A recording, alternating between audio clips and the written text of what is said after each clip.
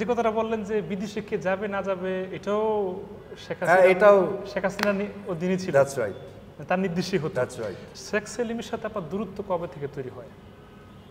শেখ সেলিমের সাথে আমার আপনারা যেই ঘটনাগুলো শুনেছেন এগুলো বানোয়াট ঘটনা, ঠিক আছে? এরকম কোনো ঘটনা ঘটেনি। শেখ সেলিমের সাথে যেটা হয়েছে আমি যে বললাম, আমার মন্ত্রণালয় কিন্তু হাইলি মানে অনেক হাই বাজেটের মন্ত্রণালয়, ঠিক আছে?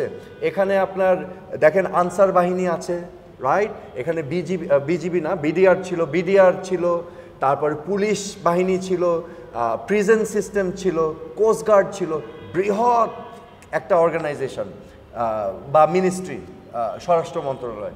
এখানে বাজেট কিন্তু অনেক। তো এই মন্ত্রণালয়ে কিন্তু অনেক মানুষের চোখ থাকে কন্ট্রাক্টগুলো পাওয়ার জন্য। তো আমি চেষ্টা করেছিলাম এগুলো যাতে একদম সঠিকভাবে রাইট প্রসিডিয়ারে হয়, বুঝাতে পারছি?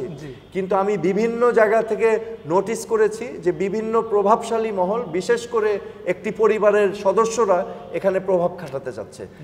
এখানে আরও কিছু বাণিজ্য ছিল, পুলিশের ট্রান্সফার বদলি বাণিজ্য, যেটা আমি থামিয়ে দিয়েছিলাম। আমি স্পষ্টভাবে আমার সকল প্রধানদেরকে ডেকে বলেছি আজকে থেকে সকল বাণিজ্য বন্ধ, এখানে ট্রান্সফার নিয়োগ বদলি টাকার বিনিময় হবে না, ঠিক আছে? সো তখন আমি বুঝতে পেরেছিলাম কার মানে স্বার্থে আঘাত লেগেছে।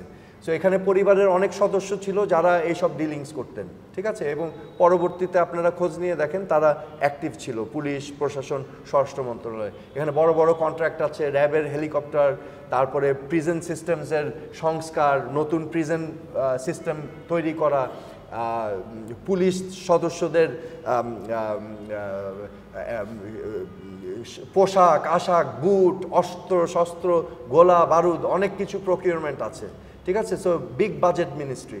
সো এই দুর্নীতিগুলো আমি থামাতে চেয়েছিলাম, কিন্তু এই দুর্নীতির মধ্যে আমি দেখেছি যে ওই পরিবারের অনেক সদস্য এখানে ইনভলভ। সো শেখ সেলিমের সাথে আমার সরাসরি ওরকম কিছু হয়নি, কিন্তু আমি আমার অবস্থান থেকে আমি এগুলোকে বন্ধ করে দিয়েছিলাম। হ্যাঁ, এবং আরেকটা ঘটনা ঘটেছিল, শেখ সেলিমের মনে হয় বেআই সাহেব, বিএনপির নেতা টুকু সাহেব,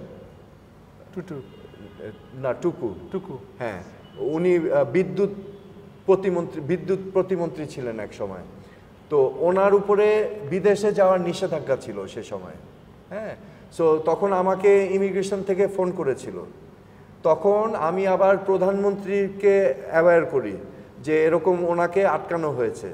প্রধানমন্ত্রী আবার আমাকে বলেছিলেন যে যেতে দিও না, এই আদেশটা আমি আবার কনভে করেছিলাম, তো যেতে দেওয়া হয় নাই।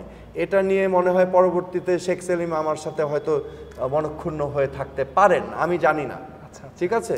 কিন্তু আমার সাথে সরাসরি কোনো ইয়ে হয়নি। আপনি যে কথাটা বললেন যে বিদেশে কে যাবে না যাবে এটাও শেখ হাসিনার অধীনে ছিল। দ্যাটস রাইট, তার নির্দেশই হতো। That's right. আচ্ছা, তো যেটা বললাম যে দূরত্বের কথাটা আমরা শুনছি, আমি কি প্রশ্ন করতে চাই সেটা আপনি হয়তো বুঝেছেন যে শেখ সেলিমের বিষয়টা, মানে এই প্রসঙ্গটা কিভাবে আসলো, যে ধমকের কথা, এটা আবার বলছি আপনাকে, আমি কি বলেছিলাম যে শেখ ফ্যামিলির প্রয়োজন জাতীয় চার নেতাকে রাখা, আবার শেখ ফ্যামিলির ভিতরেও বিভক্তি আছে, ঠিক আছে? এখানে আবার 2-3টা গ্রুপ আছে। মূলত if I am not mistaken Sheikh Selim এবং মানে শেখ হাসিনার ভিতরেও একটা টানাপোড়েন আছে। সো যেহেতু বিরোধটা আমার হয়েছে প্রধানমন্ত্রীর সাথে, ওইটা যাতে মানুষ না বুঝতে পারে এটাকে কাভার দেওয়া হয়েছে শেখ সেলিমের কথা বলে। বুঝাতে পেরেছি? তাহলে এক ঢিলে দুই পাখি মারা হলো, বুঝে গিয়েছে না?